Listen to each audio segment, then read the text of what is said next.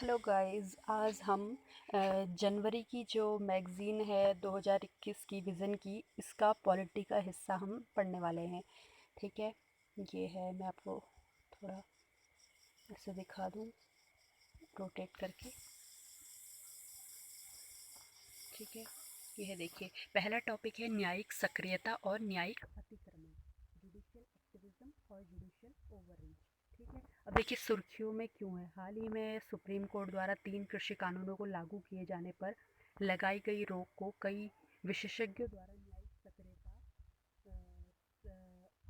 सक्रियता अतिक्रमण से प्रेरित कृत्य के रूप में देखा जा रहा है। ठीक है, 3 कृषि कानूनों पर इन्होंने रोक लगा दी है। अब देखिए क्या है, क्या चीज़ होती है न्यायिक सक्रियता और न्यायिक अतिक्रमण। न्यायिक सक्रियता एक न्यायिक दर्शन है जो न्यायाधीशों को प्रगतिशील और नई सामाजिक नीतियों के पक्ष में पारंपरिक प्रतिमानों से विचलन के लिए प्रेरित करता है। मतलब पारंपरिक प्रतिमान क्या है कि जो शक्तियों का विभाजन है, विधायिका कानून बनाएगी और जो न्यायपालिका है वो उसको मतलब उस न्याय करेगी। ठीक है, तो इससे विचलन के लिए प्रेरित करता है जो न्यायिक सक्रियता होती है। देखिए, न्यायिक सक्रियता तब प्रकट होती है जब सुप्रीम कोर्ट या हाई कोर्ट एक एक्टिविस्ट की तरह व्यवहार करने लगता है और किसी प्राधिकरण को कार्य के लिए बाध्य करता है तथा कभी कभी सरकार की नीतियों और प्रशासन को भी निर्देशित करने लग जाता है। ठीक है, तो इसकी पारंपरिक भूमिका से एक कदम आगे है। अब देखिए न्यायिक सक्रियता के जो एग्जाम्पल हैं उसमें देख लिए। पहले क्या है, सूखे से निपटने के लिए नई नीति के निर्माण के लिए केंद्र को डायरेक्ट करता है। कभी बोलता है कि बैड लोन और डूबते कर्ज पर पैनल स्थापित करने के लिए केंद्र को डायरेक्शन देता है। कभी भारतीय क्रिकेट कंट्रोल बोर्ड एक जो निजी निकाय है में सुधार आदि के लिए बोलता है। तो ये सब तो काम वैसे पारंपरिक रूप से है नहीं है जुडिशरी के, लेकिन ये काम करता है ऐसा न्यायिक सक्रियता के उदाहरण में। न्यायिक सक्रियता और अतिक्रमण के बीच एक बहुत महीन रेखा है। न्यायिक अतिक्रमण न्यायिक सक्रियता के एक चरम रूप को संदर्भित करता है जहां न्यायपालिका द्वारा विधायिका या कार्यपालिका के कार्य क्षेत्र में मनमाने और अनुचित हस्तक्षेप किए जाते हैं। ये एक ऐसी स्थिति है जहां न्यायालय कानून बनाकर विधायिका की भूमिका का अतिक्रमण करती है। ठीक है, और सुप्रीम कोर्ट द्वारा विभिन्न अवसरों पर प्रकट किए गए एग्जाम्पल आप देखिए। कोलेजियम को संस्थागत रूप प्रदान कर हायर जुडिशरी में न्यायाधीशों की नियुक्ति में कार्यपालिका को किसी भी भूमिका से वंचित करना। इसका एग्जाम्पल हमको 2014 में जिस एक्ट को सुप्रीम कोर्ट ने बिल्कुल खारिज कर दिया था, अवैध घोषित कर दिया था, एनजेएसी, हमको वो सब पता है, राष्ट्रीय न्यायिक नियुक्ति आयोग जो था। ठीक है, न्यायिक सक्रियता और अतिक्रमण के लिए उत्तरदायी कारण क्या है। देखिए, एक तो है शक्ति असंतुलन, पावर इम्बैलेंस। ठीक है, एक प्रकार से सुप्रीम कोर्ट जो है शासन व्यवस्था की सबसे शक्तिशाली शाखा है और इसके प्रत्येक निर्णय अन्य दो शाखाओं पर बाध्यकारी होता है और इसकी कार्यवाही के साथ साथ उनके द्वारा पारित कानूनों विधियों को भी निरस्त कर सकता है। जनहित याचिका देखिए, दूसरा जो है उत्तरदायी कारण क्या होता है। पीआईएल की अवधारणा ने जो लोकस स्टैंडी के सिद्धांत को समाप्त कर दिया है।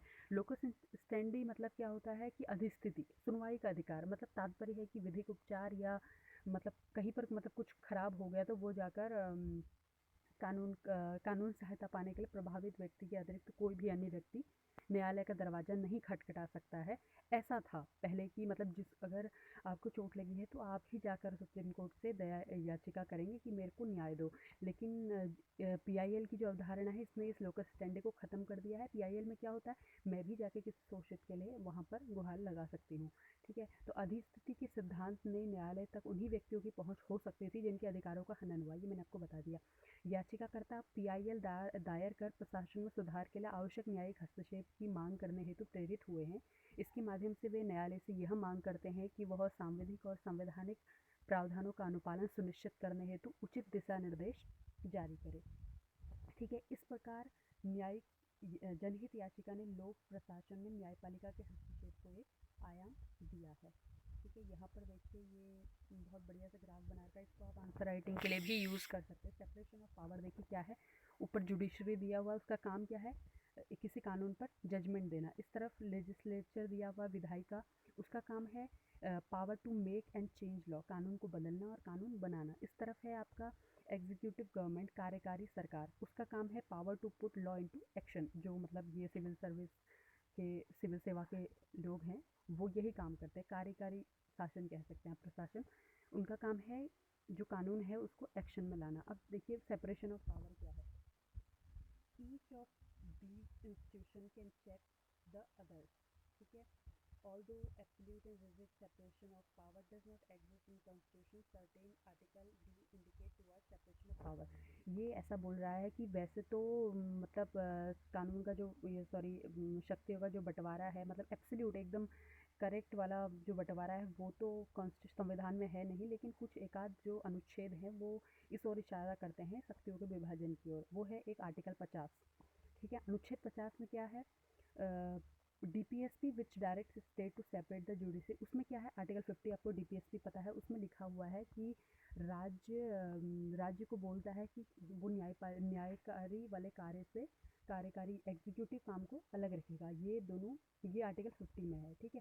और 361 में लिखा है protection of president and governors, जो राज्यपाल और उनको अपवादतः अलग शक्तियाँ दी गई हैं राज्यपाल और राष्ट्रपति को, वो 361 में है, ठीक है। और आर्टिकल 105 और 194 194 पोजर and privileges state legislature and member, ठीक है। आर्टिकल 105 ये विशेषाधिकार जो हैं, 105 में संसद के विशेषाधिकार हैं, संसद के सदस्य, और 194 में जो विधायिका है उसके। आर्टिकल 122 और 212। 122 में क्या है, प्रोहिबिट जो कोर्ट है उसको प्रतिबंधित करता है ये जांच करने में। क्या जांच करने में, proceeding of parliament in state. देखो 122 जो है वो कोर्ट पर ये प्रतिबंध लगाता है कि वो पार्लियामेंट संसद में कुछ अगर गतिविधि हो रही है तो उसमें आप हस्तक्षेप नहीं करोगे, कोर्ट को बोला है, ये 122 में है। 212 में लिखा है राज्य विधायिका में अगर कोई हाई कोर्ट जो है या सुप्रीम कोर्ट है वो राज्य विधायिका के कार्य में हस्तक्षेप नहीं करेगी।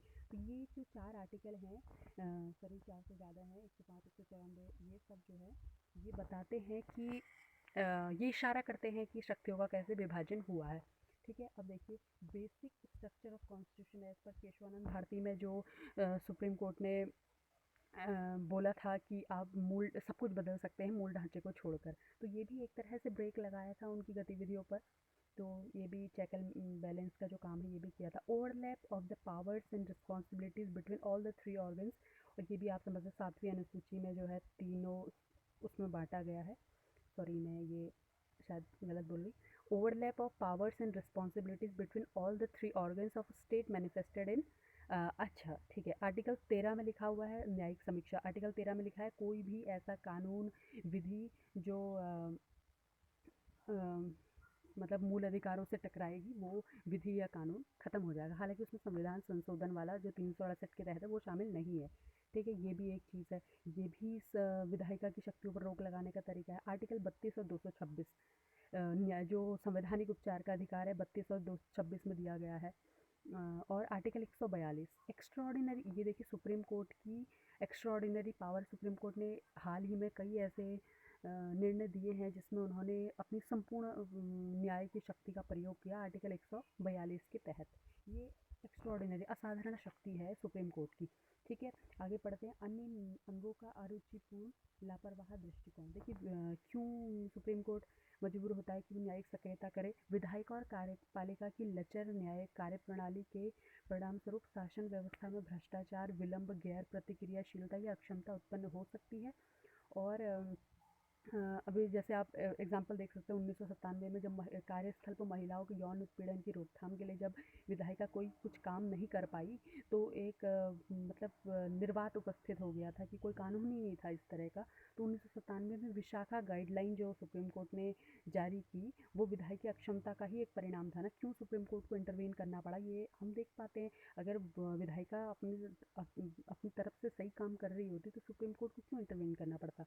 तो ये एक बड़ा एग्जाम्पल है 1997 का। अन्य कारकों में क्या है, देखिए अपने अधिकारों के प्रति लोगों में बढ़ती जागरूकता। लोग ज़्यादा अपने बारे में जागरूक हो गए हैं तो पीआईएल दायर करते हैं, दूसरों के लिए पीआईएल दायर करते हैं, तो ये भी होगी। वैश्वीकरण, हम ग्लोबलाइजेशन का जो दौर है, हम दूसरों से सीख रहे हैं, बाहर से सीख रहे हैं। यूट्यूब मीडिया आजकल क्या नहीं है। और सक्रिय मीडिया बता दिया। नागरिक समाज संगठन तथा पर्यावरण के प्रति चिंता को भी न्यायिक सक्रियता और न्यायिक अतिक्रमण के लिए महत्वपूर्ण माना जाता है। कई आप एग्जाम्पल देखते हैं कि कहीं किसी प्रोजेक्ट में पेड़ काटे जा रहे हैं तो सुप्रीम कोर्ट खुद से इंटरवीन करता है उसमें, क्योंकि ये नए हिस्से निकल के आ रहे हैं, ठीक है। अब देखिए न्यायिक अतिक्रमण को लेकर चिंताएं क्या हैं। न्यायिक सक्रियता के माध्यम से सुप्रीम कोर्ट ने कई कल्याणकारी कदम उठाए हैं। हालांकि कई मामलों में न्यायपालिका ने अतिरिक्त शक्तियों का प्रयोग किया है, जिसे न्यायिक न्याय निर्णय के रूप में, यहाँ तक कि न्यायिक सक्रियता की साधारण सीमा के भीतर भी नहीं माना जा सकता। तो वो क्या है, देखिए, शक्ति के पृथक्करण के सिद्धांत की अपेक्षा की है। संविधान के अंतर्गत राज्य के सभी अंगों के पास कार्य संचालन के अपने व्यापक क्षेत्र हैं, ठीक है। हालांकि 142 के तहत सुप्रीम कोर्ट को जो है असाधारण शक्ति प्राप्त है कि वो कंप्लीट जस्टिस कर सकती है, लेकिन न्यायिक आदेश जारी करने के लिए इस शक्ति का बार बार उपयोग करना अगर आप कर रहे हैं तो अपवाद ठीक है, लेकिन आप बार बार कर रहे हैं तो फिर ये तो जाहिर है कि शक्ति के सेपरेशन ऑफ पावर जो है उसका सीधा सीधा उल्लंघन है, ठीक है। विधायिका और कार्यपालिका के सम्मुख मौजूद चुनौतियों की उपेक्षा। विधायिका और कार्यपालिका का कार्य जो है चुनौतीपूर्ण होता है। ऐसा इसलिए है क्योंकि उनके कामकाज में 4F, फंड, फंक्शन, फ्रेमवर्क और हिंदी आप देख सकते हैं इसमें निधि, फंड, कार्य, ये मेंस में लिखने के बहुत सही रहेगा। 4F आप देखें इसको, ढांचा और पदाधिकारी पर निर्भर करते हैं, ठीक है। कभी कभी न्यायपालिका इन सभी 4F को ध्यान में रखे बिना आदेश पारित करती है। इस तरह के आदेश अर्थव्यवस्था को भी नुकसान पहुंचा सकते हैं, लोगों के समग्र कल्याण को भी प्रभावित कर सकते हैं। अब देखिए एग्जाम्पल के लिए कोयला ब्लॉक आवंटन हुआ था और स्पेक्ट्रम आवंटन को रद्द कर दिया सुप्रीम कोर्ट ने। देश के कुछ वित्तीय संस्थानों की दयनीय स्थिति के प्रमुख कारण के रूप में इसको देखा जा सकता है। बहुत ज़्यादा इसमें डिबेट थी, ये कोयला ब्लॉक आवंटन सुप्रीम कोर्ट ने रद्द कर दिया। PIL आई होगी, कुछ हुआ होगा, तो ठीक है। न्यायपालिका में जवाबदेही का अभाव, ठीक है। एक संस्था के रूप में न्यायपालिका विधायिका और कार्यपालिका के समान लोगों के प्रति जवाबदेह नहीं है, ठीक है। और इसके अतिरिक्त न्यायपालिका के पास न्यायपालिका की अवमानना के लिए दंडित करने की शक्ति भी है। इस तरह न्यायपालिका अपने कई कृत्यों के लिए सार्वजनिक आलोचना से बच जाती है। अब देखिए हाल ही में केस हुआ था कुलभूषण जी, जो कंटेम्प्ट ऑफ कोर्ट का हुआ था। खैर वो तो अलग पर्सपेक्टिव, अलग वजह से उन पर केस हुआ था, लेकिन ये है इस न्यायपालिका के पास ये शक्ति है कि वो अवमानना का आरोप किसी पर ठोक के भी अपना काम निकाल सकती है। इस तरह से भी जवाबदेही का अभाव है, ठीक है। इससे न्यायपालिका की विश्वसनीयता पर संकट उत्पन्न हो सकता है। न्यायपालिका द्वारा विधि निर्माण के क्षेत्र में प्रवेश, न्याय प्रदायगी में विलम्ब। और अब देखिए आपको न्याय करने का काम सौंपा है, वैसे ही इतनी ज़्यादा केसेस पेंडिंग है, अब आप मुँह उठा के PIL ले रहे हैं, चलो ठीक है, जो जेन्यून केस है वो तो ठीक है, लेकिन आप हर मैटर पे कूद रहे हो तो आपके पास जो ऑलरेडी पेंडिंग केस है वो आप कब उसको निपटाओगे। तो काम तो ओवरलोड हो रहा है ना, ऑलरेडी ओवरलोड है। तो ये भी इसमें एक चिंता का कारण है, ठीक है। आगे की राह देखिए, वे फॉरवर्ड। सुप्रीम कोर्ट ने विभिन्न अवसरों पर न्यायिक संयम के महत्व पर प्रकाश डाला है, इसलिए न्यायपालिका को आत्मसंयम बरतना चाहिए और सुपर लेजिस्लेचर स्वयं को विधायिका से श्रेष्ठ मानना के रूप में कार्य करने से बचना चाहिए, ठीक है। और न्यायिक सक्रियता तब तक उचित है जब तक वैध न्यायिक पुनरावलोकन के अंतर्गत है। मतलब ठीक है, एक हद तक जुडिशल रिव्यू देखा जा सकता है, लेकिन हालांकि ये ऐसा नहीं कि आप हर एक एग्जाम्पल ही सेट करे जा रहे हैं हर बार, तो इसे न्यायिक अतिक्रमण के रूप में परिणित नहीं होना चाहिए, ठीक है। ये आप था, इसको आप देख सकते हैं, ठीक। अब दूसरा हम देखते हैं भारत में NGO का विनियमन, regulation of NGO in India, ठीक है। देखिए सुर्खियों में क्यों है, हाल ही में जो होम मिनिस्ट्री है उसने NGO द्वारा प्राप्त धन पर निगरानी और ज़्यादा सख्त कर दी है, ठीक है। देखिए और क्या, इस संबंध में गृह मंत्रालय ने दिशा निर्देश और चार्टर की जो है एक अनुक्रमणिका प्रस्तुत की है, जिसके पीछे उद्देश्य ये है कि NGO और बैंक जो संशोधित हमारा FCRA एक्ट 2010 है कि नए प्रावधानों का अनुपालन सुनिश्चित करें, ठीक है। जो विदेशी अभिदाय विनियमन रेगुलेशन एक्ट 2010 है, उसके नए प्रावधान जो है उसका अनुपालन सुनिश्चित करें। बैंकों के लिए चार्टर में ये प्रावधान किया गया है कि NGO द्वारा किसी भी विदेशी स्रोत से भारतीय रुपये में प्राप्त दान, भले ही वह स्रोत ऐसे दान के समय भारत में स्थित हो, को विदेशी अभिदाय के रूप में माना जाना चाहिए, ठीक है। और इसके अतिरिक्त ये भी प्रावधान किया गया है कि विदेशी अभिदाय अर्थात अंशदान या फंड केवल बैंकिंग चैनलों के माध्यम से ही प्राप्त करना होगा, और NGO या अब हाथ टू हाथ आप नहीं ले सकते, आपको बैंक के थ्रू ही वो पैसा लेना होगा। और NGO या बैंक द्वारा किए गए किसी भी प्रकार के उल्लंघन पर जो FCRA के दंडात्मक प्रावधानों को लागू किया जा सकता है, ठीक है।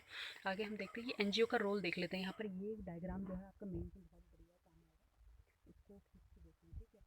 क्या है देखिए, monitoring and evaluation of government policies and regulation. तो बड़ा काम जो है इसका, ये मॉनिटरिंग मतलब अनुवीक्षण, इसका हिंदी मतलब होता है। आप मतलब देख एक मोटा मोटा ऊपर से मॉनिटर देखना उसको, एंड इवैल्यूएशन ऑफ गवर्नमेंट, जो गवर्नमेंट की पॉलिसी और विनियम है उनको देखना, ठीक है, उनको इवैल्यूएट करना, उनको देखना कि कैसे हैं, ये सही है कैसा है, और ब्रॉडनिंग गवर्नमेंट्स अकाउंटेबिलिटी, ठीक है, और सरकार का जो उत्तरदायित्व है उसको ज़्यादा और मतलब व्यापक करना।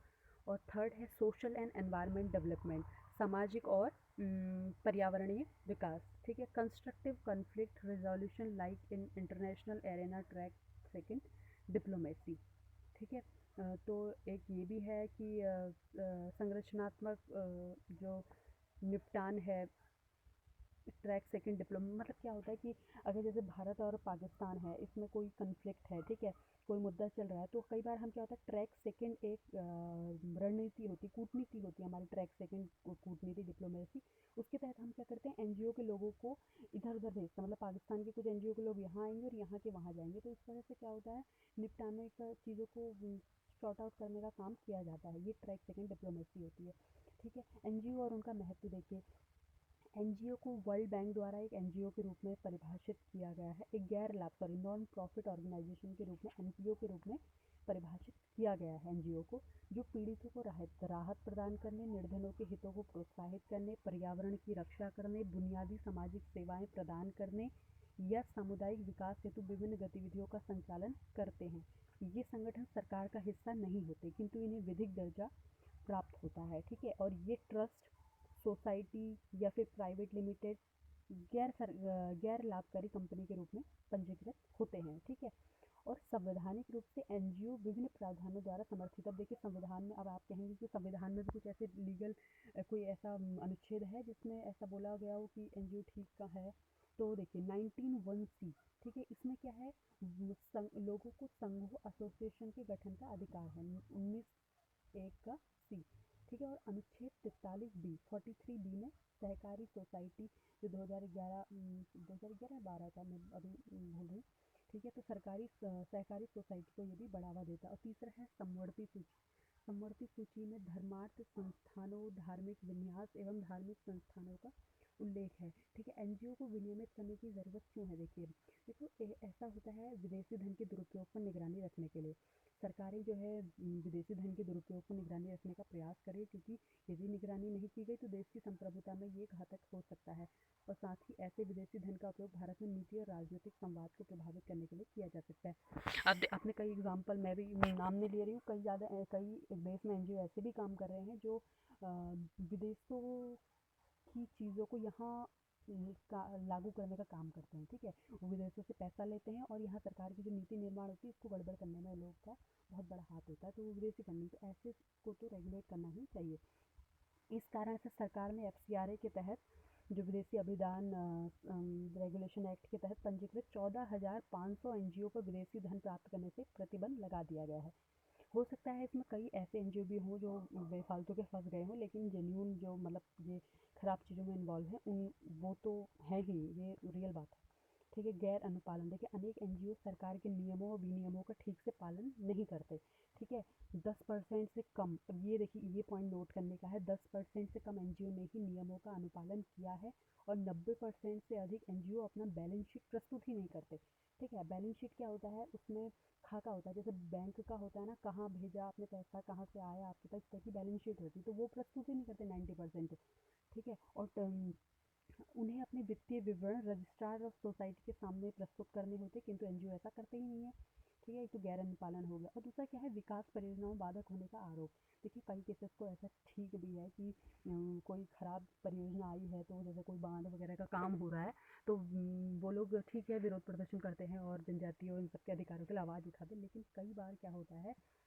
आसूचना इंटेलिजेंस की एक रिपोर्ट के हिसाब से ग्रीन पीस, कॉर्डेड और एमनेस्टी जैसे एनजीओ जो है, एमनेस्टी का लास्ट टाइम हमने देखा था हाल ही में कि उसका ऑफिस यहाँ बंद कर दिया गया था, एमनेस्टी जैसे एनजीओ पश्चिमी सरकारों की विदेश नीति से संबंध हितों के लिए उपकरण के रूप में काम कर रहे हैं, देखिए वहाँ से पैसा लेते हैं और यहाँ की नीतियाँ गड़बड़ाते हैं, उन पर भारत में आंदोलन करने या उन्हें बढ़ावा देने, विकास योजनाओं में बाधा उत्पन्न करने का भी आरोप है, जैसे भारत की जीडीपी के 2 से 3% के बराबर हानि हुई है, ठीक है। अब देखिए लैंड एक्विजिशन में अगर ये लोग आड़े आ जाएंगे तो कोई कॉरिडोर बनेगा नहीं, कोई सड़क बनेगी नहीं, कोई बड़ा परियोजना होगी नहीं, और इससे क्या होगा, जीडीपी का नुकसान होगा।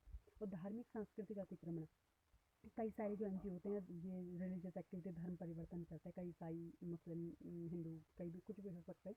और ठीक है, धर्म परिवर्तन के आरोप के कारण कंपैशन इंटरनेशनल पर बिना अनुमति के भारतीय एनजीओ के वित्त पोषण पर रोक लगा दी। कंपैशन इंटरनेशनल नाम याद रखना है, ठीक है। और देखिए प्रावधान क्या है, ठीक है। विदेशी मुद्रा प्रबंधन फेमा एक्ट जो है 1999 का, जो कुछ एनजीओ हैं फेमा के तहत पंजीकृत हैं, ये एनजीओ भारत में विभिन्न संगठनों को विदेशी धन वितरित करते हैं, ठीक है। फेमा को वित्त मंत्रालय द्वारा विनियमित किया जाता है और इसे बाह्य व्यापार और भुगतान को सुविधाजनक बनाने के उद्देश्य से विदेशी मुद्रा से संबंधित कानूनों को समेकित और संशोधित करने के लिए प्रस्तुत किया गया था। देखिए हालांकि एनजीओ को दान की गई विदेशी निधियों की निगरानी के लिए गृह मंत्रालय के अंतर्गत हमने भी पढ़ लिया था जो फॉरेन कंट्रीब्यूशन रेगुलेशन एक्ट 2010 का है, ये कानून ऑलरेडी है हमारे पास। लेकिन ये फेमा भी वित्त मंत्रालय द्वारा, अब ये देख लेना, ठीक है। एक फेमा एक्ट है और दूसरा एफसीआरए है। एफसीआरए जो होम मिनिस्ट्री के अंदर काम करता है और जो फेमा है वो फाइनेंस मिनिस्ट्री के अंदर काम करता है, ठीक है। अब देखिए एफसीआरए 2010 भारत में स्वैच्छिक संगठनों द्वारा प्राप्त विदेशी वित्त पोषण को एफसीआरए के तहत विनियमित किया जाता है ताकि ये सुनिश्चित किया जा सके कि प्राप्त करना से जो प्राप्त करता है उस धन का उपयोग किस उद्देश्य के लिए किया है, जिसके लिए उसने अंशदान प्राप्त किया है, ठीक है। ये व्यक्तियों और संगठनों द्वारा विदेशी अंशदान की स्वीकृति और उपयोग को विनियमित करने के लिए कानून को समेकित करता है, ठीक है। देखिए प्रावधान क्या है, जो एफसीआरए 2020 के अंतर्गत नए जो नियम है एनजीओ के रेगुलेशन के लिए, उसमें क्या है, एक एनजीओ से दूसरे एनजीओ में पैसा ट्रांसफर नहीं होगा, ठीक है। और पहले से क्या होता था ना, एनजीओ क्या करती थी, वो बोलती थी हमें इतना ज़्यादा, चलो आपने फंड दिखा दिया, लेकिन वो लोग क्या करते थे ना, ज़्यादा परसेंट जो फंड का ज़्यादा पैसा होता था वो बोलते थे कि हमारे एडमिनिस्ट्रेटिव काम में खर्चा हो गया, हमने नई कोई नया ऑफिस बना लिया या हमने ज़्यादा लोग एम्प्लॉय कर लिए हैं, तो इस तरह का वो लोग बहाना बना के पैसा खा जाते थे। लेकिन अब सरकार ने एक सीमा तय कर दी, उसने बोला कि आप केवल 20% ही प्रशासनिक खर्चों के लिए व्यय करोगे, बाकी आप डेवलपमेंट के लिए लगाओगे, ठीक है। और तीसरा ये भी है कि आधार कार्ड आपका अनिवार्य कर दिया है। और जबकि किसी विदेशी व्यक्ति के मामले में पहचान के लिए पासपोर्ट या फिर overseas citizenship of India OCI जो कार्ड होता है ना, उसका आपको एक फोटोस्टेट भी देना पड़ेगा, ठीक है। और जो विदेशी अभिदाय अंशदान जो है, मतलब फॉरेन जो कंट्रीब्यूशन है पैसा है, को केवल एसबीआई की नई दिल्ली की उस शाखा से प्राप्त किया जाएगा जिसे केंद्र सरकार अधिसूचित करेगी, ठीक है। अभी वो किया नहीं है, जिसको बोलेगी जिस एसबीआई की शाखा में भेजने की बोलेगी वहीं से थ्रू आपका पैसा आएगा, ठीक है। और एफसीआरए अकाउंट के रूप में निर्दिष्ट खाते में ही उसको प्राप्त किया जाना चाहिए। नियम 9 में नवीन अंतस्थापन, देखिए नियम 9 में कुछ एक नया चीज़ हुआ है, ये नया जुड़ा नहीं है, रूल 9 पहले से था, उसमें कुछ एक चीज़ डाली है कंटेंट इन्होंने। ये क्या डाला है, विदेशी अभिदाय प्राप्त करने के लिए पंजीकरण या पूर्व अनुमति प्राप्त करने से, देखा इसमें नवीन जो इनर्शन होगा से विदेशी अभिदाय अर्थात निधियों का उपयोग एनजीओ के लिए जटिल और बोझिल हो जाएगा, ठीक है। आधिकारिक मान्यता या प्रत्यायन क्या है, देखिए भारत सरकार से धन प्राप्त करने के इच्छुक एनजीओ के पंजीकरण और प्रत्यायन के उद्देश्य से नीति आयोग को नोडल एजेंसी के रूप में नामित किया गया है, ठीक है। और एनजीओ से संबंधित सूचनाओं के प्रबंधन और प्रसार के लिए डेटाबेस सिस्टम के रखरखाव का कार्य भी नीति आयोग को ही सौंपा गया है, ठीक है। नीति आयोग की भूमिका इसमें बढ़ गई है। बॉम्बे दुकान एवं प्रतिष्ठान अधिनियम 1948, ये कानून आप याद रखते रहिए, आपको मेंस में लिखने के लिए ठीक रहेगा, ठीक है। इस अधिनियम के अंतर्गत पंजीकृत एनजीओ को अपने कर्मचारियों को न्यूनतम वेतन प्रदान करना होगा, ठीक है, भले ही वहाँ कर्मचारियों की संख्या कुछ भी हो, ठीक है, मिनिमम पे आपको करना पड़ेगा। आरटीआई एक्ट 2005 सरकार से पर्याप्त वित्त पोषण प्राप्त करने के लिए एनजीओ आरटीआई एक्ट के तहत जनता को सूचना या जानकारी देने के लिए बाध्य है, ठीक है। अगर सरकार से पैसा ले रहे हो ना, तो जनता अगर पूछती है कि पैसा कहाँ खर्च करते हो, आपको देना ज़रूरी है वो। देखिए एनजीओ का सामना किए जाने वाले मुद्दे क्या हैं, ठीक है। उनको फ़ंड, देखिए कई एनजीओ ऐसे भी हैं जिनको फ़ंड नहीं मिल पाता, ठीक है, वो बहुत गरीबी में भी चल रहे हैं, ऐसे एनजीओ भी हैं। और दूसरा क्या है, विस्तार पर प्रतिबंध। अब देखिए अगर इन्होंने प्रशासनिक, मैंने कहा था ना पहले क्या करते थे, नया ऑफिस खोल रहे हैं करके ज़्यादा पैसा लगाते थे, लेकिन अब ऐसा भी हो सकता है कि रियल में वो नया ऑफिस कहीं खोलना चाह रहे हों और क्योंकि 20% लिमिट कर दिया तो वो खोल नहीं पाएंगे, तो विस्तार पर उनके ये रोक हो गई।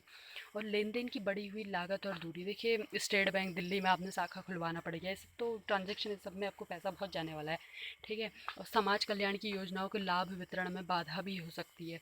और एनजीओ का जो प्रत्यायन है, राष्ट्रीय प्रत्यायन परिषद के लिए अंतर करना बहुत कठिन है कि क्या कोई संगठन किसी सकारात्मक उद्देश्य के लिए काम करना चाहता है या सरकारी अनुदान प्राप्त करने के उद्देश्य से। तब कई एनजीओ फ्रॉड भी काम करते हैं, तो ये मतलब कैसे पता लगाओगे आप, ये भी बहुत टफ काम है ना, ठीक है। और देखिए अब वे फॉरवर्ड देखते हैं। एनजीओ द्वारा नियमों का अनुपालन सुनिश्चित करने के लिए शिक्षाविदों, सक्रियतावादियों, सेवानिवृत्त नौकरशाहों से युक्त एक जो राष्ट्रीय प्रत्यायन परिषद की स्थापना की जानी। अब देखिए इनको, ये सिविल सर्वेंट, इन सबको क्यों लेना है, क्योंकि ये सिस्टम आपका सब जानते हैं, ठीक है। इन्हें ये भी पता है कि कौन किस तरीके से काम करता है, तो इनका अनुभव काफ़ी अच्छा होता है। तो अगर इनको लेकर राष्ट्रीय प्रत्यायन परिषद बनाई जाती है तो ये बहुत ज़्यादा बढ़िया होगा, ठीक है।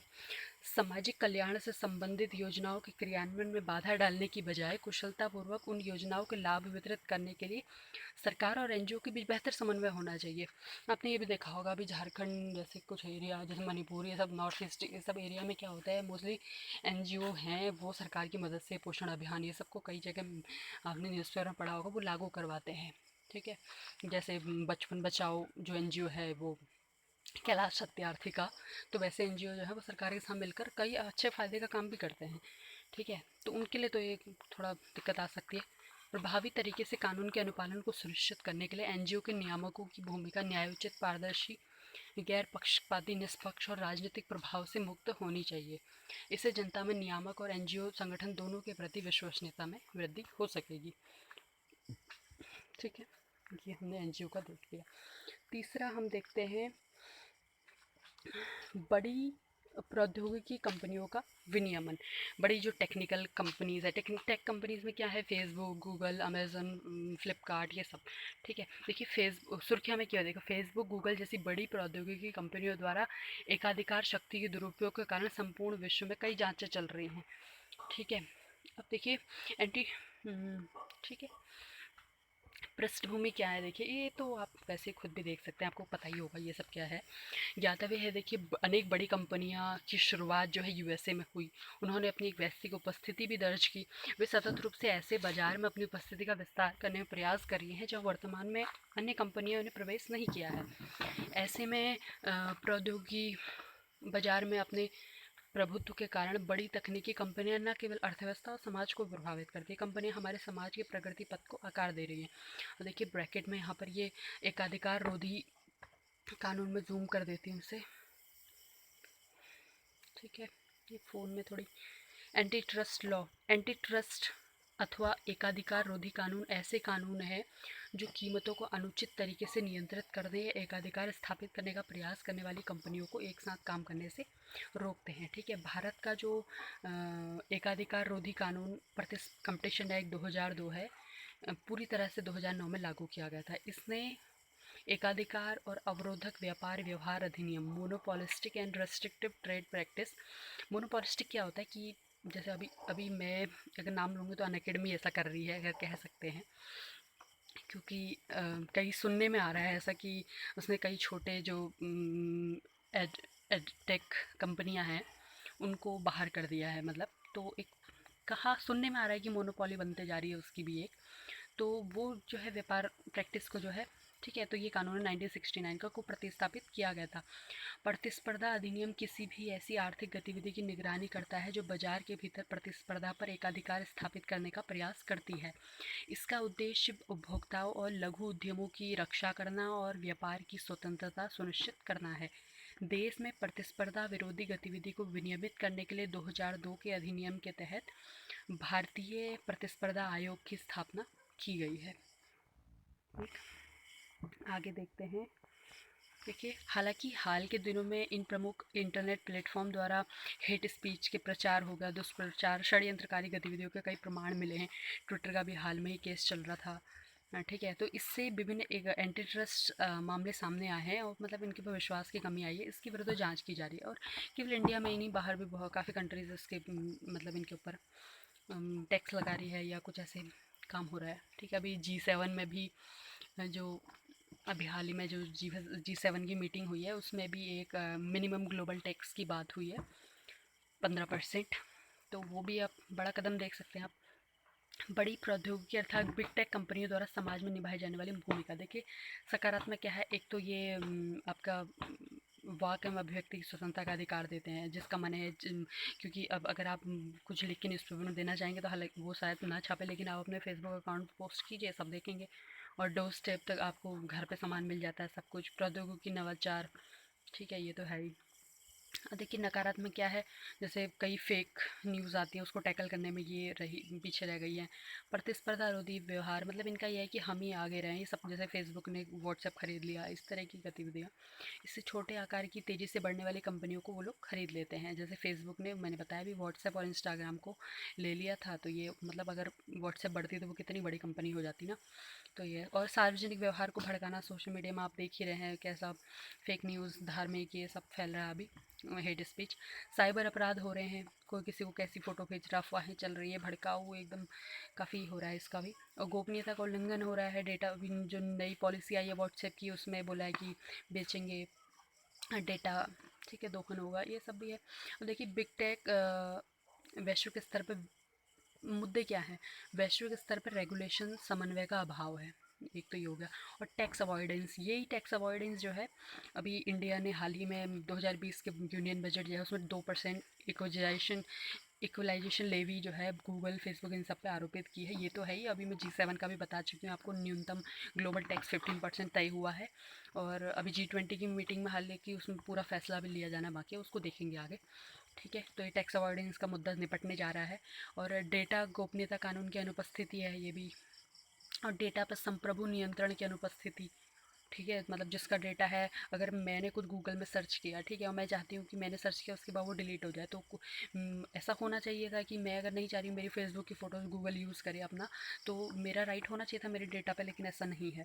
और ये डेटा स्थानीयकरण जो आरबीआई बोल रहा है, हमारे जो इंडिया की एक्ट आने वाला है, जो पर्सनल प्रोटेक्शन बिल, ठीक है, डेटा का, पर्सनल प्रोटेक्शन ऑफ, ये डेटा का है, तो डेटा स्थानीयकरण, ठीक है, बोल रहे हैं कि हम, आरबीआई ने बोला कि हमारा जो देश का डेटा है वो यहीं पे स्टोर करो, आप बाहर यूज़ नहीं करोगे, हमारा डेटा बाहर नहीं बेचोगे।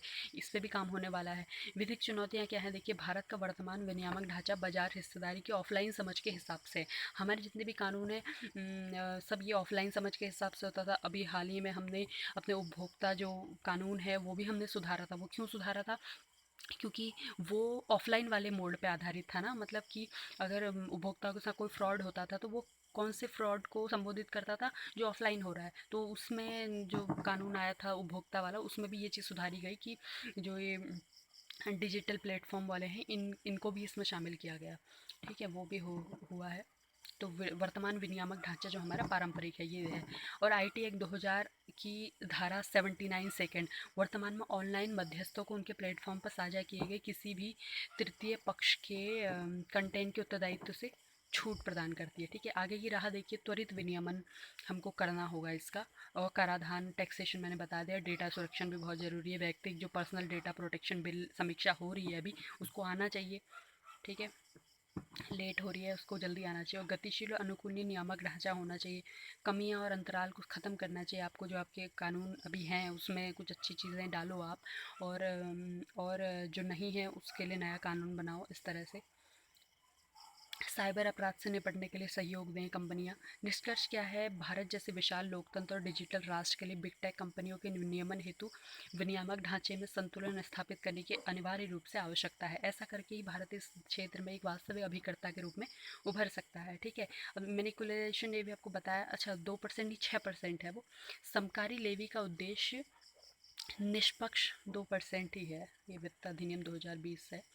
तो देखिए, समकारी लेवी जो इक्वलाइजेशन एक्ट का उद्देश्य क्या है, निष्पक्ष प्रतिस्पर्धा और करों में समरूपता सुनिश्चित करना है। इसके माध्यम से भारत सरकार उन व्यवसायों पर टैक्स डालती है जो अपने डिजिटल संचालन के माध्यम से भारतीय, देखिए, गूगल, फेसबुक यहाँ से पैसा कमा रहे हैं, तो उनके पैसे जो यहाँ से रिवेन्यू कमा रहे हैं तो उस पर टैक्स लगना चाहिए, उसका हमारे डेटा का यूज़ हो रहा है तो हमको फ़ायदा होना चाहिए उसमें। सही बात है। तो ये है, भारत ने 2016 में 6% की दर से इक्वलाइजेशन लेवी की हमने शुरुआत की थी। ये लेवी जो था ऑनलाइन जो ऐड होते थे, ऑनलाइन विज्ञापन के लिए स्थान उपलब्ध कराने और संबंधित सेवाएं प्रदान करने जैसी अनिवासी सेवा प्रदाता कंपनियों पर आरोपित की गई थी, जो भारतीय निवासी व्यवसाय पेशे में लिप्त कंपनियों से अपना राजस्व एकत्रित करती थी। ठीक है, तो ये बिजनेस टू बिजनेस लेन देन तक सीमित है और भुगतानकर्ता द्वारा इसका अनुपालन किया जाना अनिवार्य है। अभी देखिए, जो मैं कह रही थी, यूनियन बजट 2020 वित्त अधिनियम 2020 के माध्यम से 2% की एक नई समकारी लेवी की शुरुआत कर इसका विस्तार किया गया है। ये लेवी जो है अनिवासी ई कॉमर्स कंपनियों पर आरोपित की गई है और ये लेवी 1 अप्रैल 2020 से प्रभावी है, जिसमें बिजनेस टू बिजनेस और बिजनेस टू कंज्यूमर लेन देन दोनों को कवर किया गया है। ठीक है, और अप्रवासी ई कॉमर्स कंपनियों द्वारा इसका अनुपालन किया जाता है। ठीक है, इसमें फॉरेन कंपनियां ही हैं। अन्य संबंधित तथ्य देखिए, United state trade representative USTR, इसके द्वारा एक रिपोर्ट आई थी। तो रिपोर्ट आई थी कि भारत का जो डिजिटल सर्विस टैक्स है, जिसे भारत में समकारी लेवी कहा है, अमेरिका कंपनियों के प्रति भेदभावपूर्ण है। अब जाहिर सी बात है, ये अमेरिका की कंपनी है। ठीक है, कंपनी नहीं है, वहाँ की एजेंसी है, एक सरकारी है शायद। उन्होंने ऐसा बोला कि आप हमारी कंपनियों पर लगा रहे हो। तो इस प्रकार भारत का ये कदम जो है संयुक्त राज्य अमेरिका के ट्रेड एक्ट 1974 की धारा 301 के तहत कार्रवाई योग्य है। और इसी पे कार्रवाई करते हुए उन्होंने हमारा जो सामान है यहाँ से, जो हमसे वो आयात करते थे, उस पर 25% बोला था कि हम 25% आपसे इसमें प्रशुल्क लेंगे। लेकिन अभी अभी ये बात खुल पूरी बाहर नहीं आई है उनकी तरफ से, लेकिन ये बोला गया था। ठीक है, यूएस ट्रेड एक्ट की धारा 301 क्या है देखिए, यूएसटीआर को अपने व्यापार भागीदार की ऐसी नीतिगत कार्रवाई की जांच करने का अधिकार देती है जो अनुचित या भेदभावपूर्ण हो तथा अमेरिकी कंपनी को प्रभावित करती हो। ऐसी स्थिति में ये धारा कार्रवाई का भी प्रावधान करती है, जिसमें वो लोग क्या लगाएंगे, टैरिफ लगा देंगे यहाँ पर, और नॉन टैरिफ बैरियर भी लगा सकते हैं। इस नॉन टैरिफ बैरियर में क्या होता है, कोटा फिक्स कर देंगे कि यहाँ से अगर वो अभी मुझे याद नहीं आ रहा सामान, जैसे कोई सामान आ रहा तो इतना ही सामान आप ले सकते हैं, इतना ही सामान हम आयात करेंगे, ये कोटा, ये नॉन टैरिफ में आ जाएगा। और टैरिफ में तो आयात शुल्क लगा देंगे, वो सामान महंगा कर देंगे ना, तो वहाँ का जो जनता है वो खरीदेगा ही नहीं, घरेलू बाजार में हमारी चीज़ें की मांग खत्म हो जाएगी। ठीक है, और इस रिपोर्ट के निष्कर्ष क्या है, भारत सरकार द्वारा आरोपित समकारी लेवी भेदभावपूर्ण है, उन्होंने बोला है अमेरिका की कंपनी एजेंसी ने, क्योंकि ये केवल गैर भारतीय डिजिटल सेवा प्रदाताओं पर लागू हो रही है, आप अपनी इंडिया के उसमें तो नहीं लगा रहे। ठीक है, और अमेरिकी कंपनियों को डीएसटी के तहत एक अतिरिक्त कर के बोझ का सामना करना पड़ रहा है। और ये लेवी उन कंपनियों पर एक कॉर्पोरेट टैक्स आरोपित करते हैं जिनकी भारत में उपस्थिति नहीं है, भौतिक उपस्थिति नहीं है, फिजिकल वो नहीं है। चूँकि समकारी लेवी का क्षेत्राधिकार भारत से बाहर स्थित कंपनियों पर भी है, अतः ये लेवी अंतर्राष्ट्रीय कर सिद्धांतों का उल्लंघन करती है, ऐसा इन लोगों ने बोला है कि आप ये अब तो इंटरनेशनल उसका उल्लंघन कर रहे हो, ऐसा बोला भारत के ये जो समकारी लेवी के लिए। ठीक है, तो भारत ने क्या बोला, भारत ने बोला ये बिल्कुल भेदभावपूर्ण नहीं है। उन्होंने बोला कि एक समान स्थितियाँ उपलब्ध कराने पर केंद्रित है। हम चाहते हैं कि जो संस्थाएं भारत आधारित संस्थाएं हैं और जो भारत आधारित नहीं हैं, और या भारत में उनके प्रतिष्ठान ही, वो सब इक्वल उस पर रहें। और भारत आधारित ई कॉमर्स कंपनियां जो है पहले से ही रेवेन्यू के लिए टैक्स दे रही हैं वो लोग, और ये लेवी किसी भी कंपनी के साथ भेदभाव नहीं, अमेरिकी कंपनी के साथ भेदभाव नहीं करती, क्योंकि ये कंपनी के आधार वाले देश से निरपेक्ष, जबकि अनिवासी ई कॉमर्स कंपनियों के लिए समान रूप से लागू है। उनने बोला ये ऐसा तो नहीं कि अब हम अमेरिकी कंपनी पे लगा रहे हैं, ये तो कोई भी बाहर की कंपनी में हम लगाएंगे। इसके अतिरिक्त ये लेवी क्षेत्राधिकार का भी उल्लंघन नहीं करती, क्योंकि ये केवल उन अनिवासी कंपनियों पर लागू है जो भारत से राजस्व प्राप्त करते हैं। अब देखिए, ऐसा तो नहीं है कि इन्होंने देखें, यूएसटीआर ने बोला कि फिजिकल उसकी उपस्थिति नहीं, आप क्यों टैक्स वसूल रहे, तो इनने कहा अगर वो भारत से रिवेन्यू ले रही है तो उसमें हमारा भी हक बनता है, इसीलिए हमने लगाया है। ऐसा नहीं कि हम किसी से भी ले रहे, मनमाना तो है नहीं। तो भारत ने यह तर्क प्रस्तुत किया है कि समकारी लेवी को तो base erosion and profit shifting के विरुद्ध अतिरिक्त सुरक्षा उपाय के रूप में भी देखा जा सकता है। उन्होंने बोला कि यह निष्पक्षता, स्वस्थ प्रतिस्पर्धा, एक हेल्दी कंपटीशन को हम सुनिश्चित करना चाहते हैं, इसीलिए है। जब बहुराष्ट्रीय कंपनी किसी देश के कर नियमों में विद्यमान कमियां और इम्बैलेंस का अनुचित फ़ायदा उठाकर अपने बोल रही है कि हमको यहाँ से कोई फ़ायदा ही नहीं हुआ, उसको ज़ीरो दिखा दे रहे हैं, और अपना और शून्य कर देशों में स्थानांतरित करते हैं, मतलब अपने लाभ को बोल रहे हैं कि मतलब अगर उनको फ़ायदा भी हुआ है यहाँ से, तो बोल रहे हैं हमने भारत से तो फ़ायदा कमाया ही नहीं, हमने तो मॉरिशस से कमाया, हमने तो कहीं और से कमाया, तो वो कहीं और ट्रांसफ़र कर देते हैं उस पैसे को। तो यही base erosion and profit shifting कहा गया था। कहा जाता है। तो ये परियोजना भी चल रही है एक, और भारत ने ये तर्क प्रस्तुत किया है कि हम तो इसी का परियोजना के समर्थन में चल रहे हैं। ठीक है, अब अगला देखते हैं इंटरनेट शटडाउन। ठीक है, यूके स्थित एक कंपनी टॉप 10 वीपीएन की एक रिपोर्ट है, उसके हिसाब से 2020 में इंटरनेट शटडाउन, इंटरनेट को बंद करना या रोक लगाना, भारत को लगभग $2.8 बिलियन का नुकसान उठाना पड़ा। ये देखिए कंपनी कौन है, टॉप 10 वीपीएन। ठीक है, ऐसा बोला है। और इसके कारण विश्व अर्थव्यवस्था को लगभग $10 बिलियन के कुल नुकसान में भारत की लगभग 70% हिस्सेदारी थी, और इस मामले में भारत शीर्ष पर है। उल्लेखनीय है कि टॉप 10 वीपीएन जो है गोपनीयता और सुरक्षा अनुसंधान से संबंधित यूनाइटेड किंगडम, यूके की जो है उसकी एक कंपनी है। ठीक है, और इस कंपनी ने, यूके में 4 चीज़ें आती है, आपको पता होगा, ब्रिटेन है, ये 4 चीज़ें आती हैं। ठीक है, 4 कंट्रीज में एक, इस कंपनी ने 2020 में इंटरनेट शटडाउन की वैश्विक लागत नाम शीर्षक से एक रिपोर्ट जारी की थी। अब देखिए रिपोर्ट के क्या निष्कर्ष है। रिपोर्ट में क्या बोला, इन्होंने बोला कि भारत में जो इंटरनेट शटडाउन का जो आर्थिक प्रभाव है अगले 20 देशों की संयुक्त लागत के 2 गुने से भी ज़्यादा है। ठीक है, भारत ने अन्य देशों की तुलना में इंटरनेट तक पहुंच को सबसे अधिक प्रतिबंधित करना जारी रखा है 2020 में 75 बार से अधिक। ठीक है, और सबसे पहले तो इसमें नाम कश्मीर का ही आ रहा है कि वहाँ पर इतना इंटरनेट शटडाउन बताया गया है। और इससे क्या हुआ है, जो औषधि का वितरण है, व्यवसाय, स्कूल, ये सब प्रभावित है। शटडाउन के बारे में देखिए क्या है। ये रिपोर्ट जो है इंटरनेट शटडाउन को सूचना के प्रवाह पर नियंत्रण स्थापित करते हुए किसी विशिष्ट जनसांख्यिकी क्षेत्र या स्थान के लिए इंटरनेट या इलेक्ट्रॉनिक संचार को अवरुद्ध करने के रूप में परिभाषित करती है। इंटरनेट शटडाउन के निम्नलिखित प्रकार हो सकते हैं। Internet blackout. ठीक है, इसमें क्या होता है, इंटरनेट सेवा पूरी तरह से समाप्त कर दी जाती है। एक होता है सोशल मीडिया शटडाउन, इसमें व्हाट्सएप, फेसबुक, ये सब अवरुद्ध कर दी जाती है पहुँच। तीसरा है थ्रॉटलिंग। थ्रॉटलिंग में क्या होता है, आपकी स्पीड बिल्कुल 2G के स्तर पर पहुँचा देंगे, आप क्या सर्च करोगे उसके बाद, कुछ नहीं। ठीक है, इंटरनेट शटडाउन राष्ट्रीय स्तर पर हो सकता है, और जिससे पूरे देश में उपयोगकर्ता इंटरनेट तक पहुंच प्राप्त करने में असमर्थ होते हैं। उपराष्ट्रीय स्तर मतलब किसी राज्य में आपने वो कर दिया। ठीक है, अब देखिए इसमें क्या है, प्रोविजंस, प्रावधान रिगार्डिंग इंटरनेट शटडाउन। ठीक है, देखिए 2017 से पहले क्या प्रावधान थे और 2017 के बाद क्या प्रावधान है। ठीक है, प्रोविज़न क्या है देखिए 2017 से पहले, और कौन इसको ऑर्डर कर सकता है, और ड्यूरेशन ऑफ शटडाउन क्या था। 2017 से पहले क्या था, section 144 of CRPC bars the assembly of 5 और मोर पीपल इन एरिया। ठीक है, इंडियन टेलीग्राफ एक्ट 1885। ठीक है, 2000 जो प्रावधान थे ये बंद इंटरनेट शटडाउन के लिए, एक तो ये थे जो सीआरपीसी की सेक्शन धारा 144 है, उसके तहत कर्फ्यू टाइप में जो यूज़ होती है शायद, 5 या ज़्यादा लोग एक जगह पर नहीं हो सकते, और इंडियन टेलीग्राफ एक्ट 1885 का प्रयोग करके बंद किया जाता था 2017 से पहले। इसमें क्या होता था, डीएम, एसडीएम या फिर कोई एग्जीक्यूटिव मजिस्ट्रेट राज्य का, उसको इसके लिए एम्पावर, सशक्त किया जाता था कि वो इसको ऑर्डर करेगा। ड्यूरेशन क्या होता था, section 144, not more than 2 month. ठीक है, up to 6 month extension by state. देखो 2 महीने से ऊपर धारा 144 को आप नहीं लगा सकते, और अगर राज्य 6 महीने इसको और बढ़ा सकता था। ठीक है, अब 2017 के बाद प्रावधान क्या है देखिए, temporary suspension of telecom services. ठीक है, आपको जो ये टेलीकॉम सेवा है, फ़ोन कॉल वगैरह, इसका अस्थाई जो निलंबन होता था, public emergency and public safety rules 2017, new rules by amending section 7 of Indian telegraph act 1885, ये प्रावधान था। ठीक है, और दूसरा है despite the 2017 rule, government has also often use broad power under section 144। ठीक है, मतलब 144 का भी बिल्कुल आप कह सकते हैं, बिल्कुल इस धारा का भी शोषण हो चुका है एकदम, इतना फ़ायदा इससे निकाला गया। और देखिए इसको कौन जारी करता है, ओनली द होम सेक्रेटरी, जो गृह सचिव है ऑफ यूनियन, केंद्र का गृह सचिव और राज्य का, can pass an order to be reviewed by a committee within 5 days. 5 दिन में वो कमेटी, ठीक है, वो देखती थी। Unavoidable circumstances the order can be issued by an officer of rank of joint secretary, संयुक्त सचिव, या फिर above authorised by the centre और द स्टेट होम सेक्रेटरी।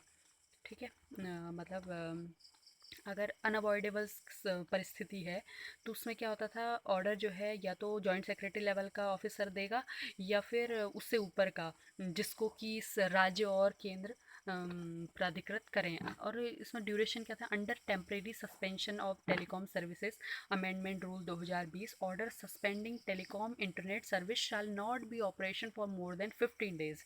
ठीक है, 15 दिन से ज़्यादा आप नहीं कर सकती, ये 2017 के बाद के प्रावधान है। ठीक है, अभी और भी लिखा, देखो other provisions for internet shutdown section 69A of IT act amendment act 2008 gives the government power to block particular website not the internet as a whole.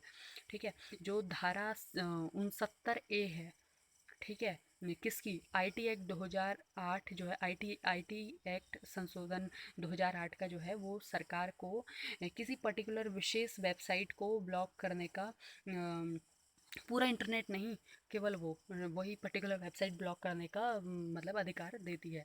ठीक है, रिव्यू कमेटी क्या है, देखिए देखो, समीक्षा समिति जो है थी एक केंद्र के स्तर पे, राज्य के स्तर पे, comprises cabinet secretary and secretariat of department of legal affairs and telecommunication at state level comprise chief secretary, secretary law of legal remembrance in-charge legal affairs.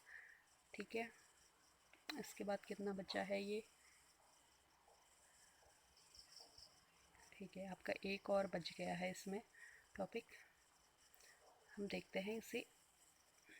ठीक है, इसको देख लेते हैं, पांचवा विसल ब्लोइंग एक्ट, उसको मैं फिर करवा दूंगी। विसल ब्लोइंग एक्ट, हाल ही में भारत के उपराष्ट्रपति ने सभी कारपोरेट्स को ये सुझाव दिया है कि वे विसल ब्लोइंग जो मुखबरी तंत्र को प्रोत्साहित करें और सूचना प्रदाता के लिए पर्याप्त सुरक्षा उपायों की।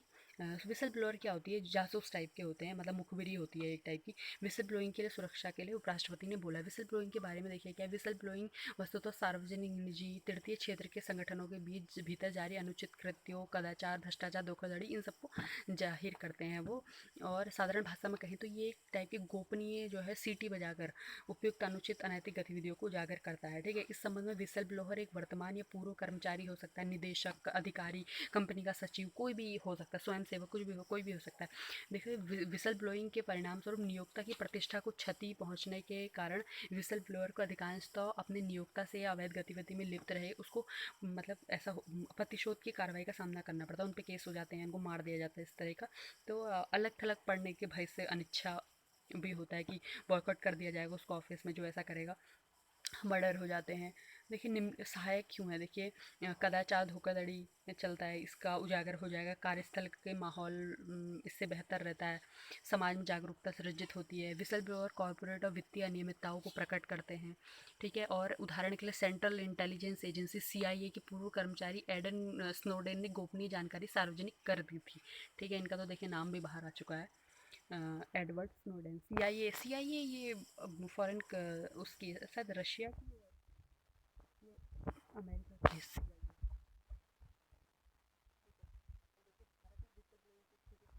एक है सूचना प्रदाता संरक्षण अधिनियम 2014, जो विसल ब्लोअर प्रोटेक्शन एक्ट 2014 का है।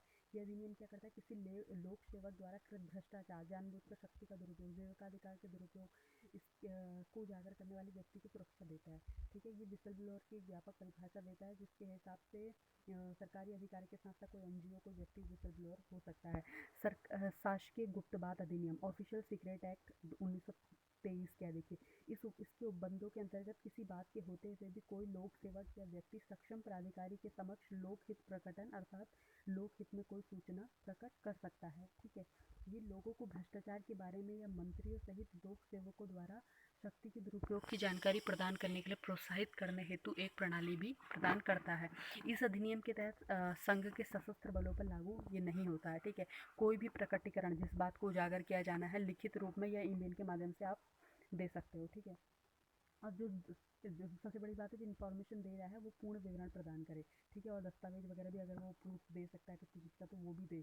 और सक्षम प्राधिकारी के किसी भी आदेश से व्यथित जो है अगर कोई आदमी है जो प्राधिकारी के आदेश से व्यथित हुआ, प्रभावित हुआ है, तो 60 दिन की अवधि के भीतर हाई कोर्ट में अपील कर सकता है। उत्पीड़न अगर हो रहा है, देखिए कोई भी व्यक्ति या लोक सेवा जिसने इस अधिनियम के तहत कोई प्रकटीकरण किया है और वो किसी कार्रवाई के चलते उत्पीड़ित ना हो, ठीक है, ये भी रक्षोपाय है इसमें। यदि कोई व्यक्ति जानबूझकर शिकायतकर्ता की पहचान प्रकट करता है तो फिर उसे दंडित किया जाएगा। अगला है ये सूचना प्रदाता संरक्षण संशोधन विधेयक 2015 को वर्ष 2014 के अधिनियम में संशोधन करने के लिए लोकसभा में पुरस्थापित किया गया था, लेकिन 2019 में लोकसभा जो भंग होने के कारण खारिज व्यापकत हो गया, लैप्स हो गया, ठीक है। अब ये एक और है भारतीय प्रतिभूति विनियमन बोर्ड, सेबी है। सेबी का प्रोविजन ऑफ इनसाइडर ट्रेडिंग का है। देखिए ये इनसाइडर ट्रेडिंग जो होती है ना, इसमें क्या होता है कि जब कोई किसी कंपनी या निगम में कार्य करने वाले वो उच्च पदों पर आसीन व्यक्ति के पास जो है, देखिए अगर मेरी कोई कंपनी है, ठीक है, मैं उसमें बड़ी पोजीशन पे हूँ, मान लिया, तो मेरे पास कंपनी के सारे प्रोजेक्ट्स वगैरह सबकी जानकारी रहेगी और मैं कहीं निवेश करने वाली हूँ, अगर मान लिया मैं कहीं की ज़मीन खरीदने वाली हूँ और कहीं पर रोड बनाने वाली हूँ, तो मुझे पता है कि मैं किस जगह से रोड बनाऊँगी, तो ठीक है, तो अगर मैं किसी को ये बता देती हूँ कि ये जो सड़क जाएगी ये इन खेतों से होकर जाएगी, तो क्या होगा, कोई मेरा संबंधी हो सकता है जो उस जगह पर जाके ज़मीन खरीद ले, और क्योंकि सड़क बन रही है तो सरकार पैसा देगी तो उस ज़मीन के रेट बढ़ेंगे, तो उस आदमी को फ़ायदा हो जाएगा। तो ये एक टाइप की इनसाइडर ट्रेडिंग होती है, ठीक है। तो इनसाइडर ट्रेडिंग से संबंधित मामलों के बारे में सूचना या जानकारी प्रकट करने के लिए विसल ब्लोअर और अन्य सूचना प्रदाताओं को पुरस्कृत करने का प्रावधान भी करता है ये सेबी वाला है। कंपनी एक्ट 2013 में क्या है कि इस कंपनी ने स्टॉक एक्सचेंज में सूचीबद्ध कंपनी को यह अनिवार्य किया है कि उनके द्वारा विसल ब्लोअर की शिकायतों की जांच के लिए एक लेखा समिति का गठन किया जाएगा, ठीक है। देखिए भारत में विसल ब्लोइंग तंत्र में क्या कमियां हैं, ठीक है। पहले तो क्या है कि ये जो सूचना प्रदाता संरक्षण अधिनियम 2014 से संबंधित मुद्दे क्या हैं, देखिए सूचना प्रदाता संरक्षण अधिनियम को लागू करने में काफ़ी विलंब हुआ है, ठीक है। कुछ व्यक्ति को आरटीआई कार्यकर्ता विसल ब्लोअर के रूप में अपनी भूमिका के लिए उत्पीड़न ये सब का सामना करना पड़ा है। लोक सेवक के विरुद्ध किसी जुर्माने का प्रावधान नहीं किया गया और शिकायतकर्ता उत्पीड़ित हुआ है। कारपोरेट निजी व्यक्तियों के लिए कोई समग्र और शक्तिशाली विधान नहीं है। समग्र कानून का अभाव सूचना प्रदाता तंत्र की स्थापना से जुड़ी सभी अस्पष्टताओं को दर्शाता है, ठीक है। जबकि ये कुशल कॉरपोरेट अभिशासन को प्राप्त करने का एक प्रमुख तरीका है ना। अगर विसल ब्लोइंग होती है किसी कॉरपोरेट में तो ये फ़ायदा ही होगा, वहाँ की कॉरपोरेट गवर्नेंस में सुधार आएगा, कंपनी प्रॉफिट कमाएगी, सभी अच्छा ही होता है इसमें। जांच प्रणाली में विश्वास का अभाव है, संगठनों में कोई प्रभावी कार्यान्वयन नहीं है, ठीक है। तो निष्कर्ष देखिए, सूचना प्रदाताओं को संरक्षण दिए जाने के बावजूद उनकी जीवन के समक्ष हमेशा खतरा विद्यमान रहता है और पीड़ित विसल ब्लोअर के लिए विनियमन और क्षतिपूर्ति अन्य उपायों को अधिक सुदृढ़ करने की ज़रूरत है। देखिए विसल ब्लोअर का जो नैतिक परिप्रेक्ष्य मॉरल क्या है, एस्पेक्ट जो है वो क्या है, देखिए जैसे संगठन के प्रति निष्ठाहीन होना, दुराचार की जानकारी दूसरों के हित के लिए साझा करना, ठीक है। नैतिक मुद्दे हैं कि मतलब जो अगर मुखबिर है उसको उसको क्या चीज़ को करना पड़ रहा है, समाज के प्रति नैतिक प्रतिबद्धता भी है उसकी, और अपने सहकर्मियों का वो विश्वास भी खराब कर रहा है, ठीक है। तो ये मतलब उसके मन में रहेगा द्वंद्व, और ये दो नैतिक मूल्यों निष्पक्षता और निष्ठा के समक्ष संघर्ष उत्पन्न करता है। ये आपके इथिक्स के पेपर में भी आ सकता है, ठीक है। ये नैतिक जो मॉरल जो ये, ठीक है, द्वंद्व है निष्पक्षता और निष्ठा। निष्ठा समाज के प्रति कि जो काम सही से हो पाए, और निष्पक्षता जो है फेयरनेस, ठीक है, उसको अपनी निष्पक्षता भी दिखानी कि वो किसी के साथ नहीं है, गलत के साथ नहीं है, सही के साथ है, इस तरह का। निष्ठा के दृष्टिकोण से यदि चरम स्थिति पर जाकर देखा जाए तो विसल ब्लोइंग के कारण एक अत्यंत दुखदायी स्थिति उत्पन्न हो सकती। उदाहरण के लिए इसके कारण अनुचित गतिविधियों में संलग्न सहकर्मियों के विश्वास का भी उल्लंघन होता है। इसके कारण अनैतिक व्यवहार को बढ़ावा देने वाले संगठन में प्रचलित परिवेश के विरुद्ध जाकर किसी टीम के प्रतिभागी की स्थिति को जोखिम या खतरे में डालना भी शामिल हो सकता है। हालांकि यदि नैतिक मूल्य के दृष्टिकोण से देखा जाए तो निष्ठा को उत्तरदायी रूप से कार्य करने वाले व्यक्ति के लिए उसके नैतिक दायित्व से ऊपर कभी नहीं रखा जाना चाहिए, ठीक है। साथ ही यह संगठन और उसके हितधारकों के सर्वोत्तम हित में भी है कि अनुचित या गलत कार्यवाही की उचित रिपोर्टिंग के लिए एक व्यक्ति को जवाबदेह होना चाहिए, ठीक है। तो ये है।